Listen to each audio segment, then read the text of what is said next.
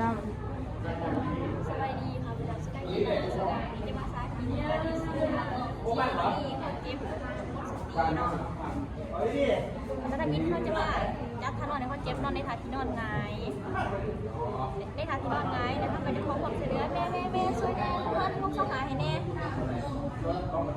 เดี๋ยวเขาจะมาฟังมึงกรรมจรทุกคนเจ็บก่อนว่าสิบจรได้ติดหรือเปล่าเดี๋ยวเขาจะมาฟังมึงการหายใจเอาแก้วเลยนะคนเจ็บขึ้นเพื่อเปิดทางเดินหายใจแล้วก็เส้นออกค่ะว่ามีสิ่งแปลกปลอมข้างคอเขาจะเอาออก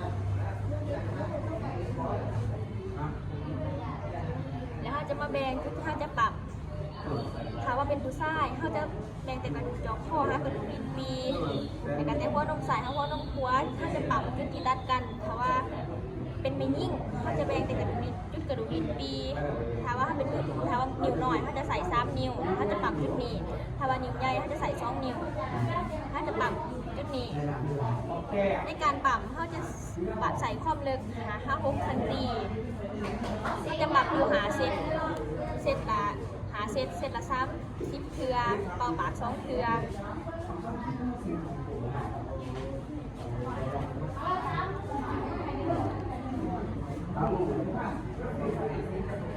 นั่งไปส่งเลย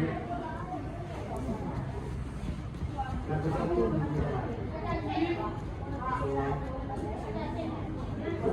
ซื้อนิดเดียวสิเอาโทรศัพท์ไปส่ง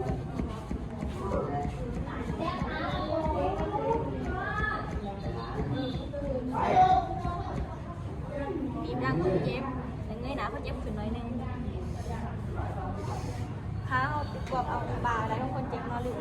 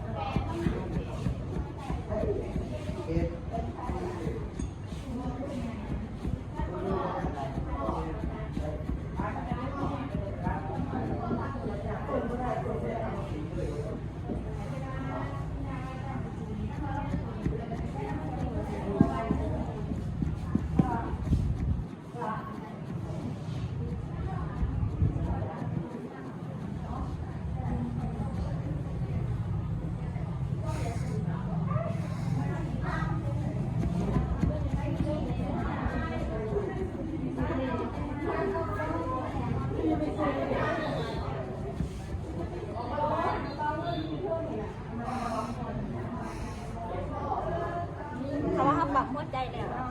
เขาจะมาคำมึงสิบจรทุกคนเจ็บมาสิบจรติดกลับขึ้นมาติดแล้วหรือบอนะคะคำมึงการหายใจอีกครั้งว่าคนเจ็บหายใจหรือบอ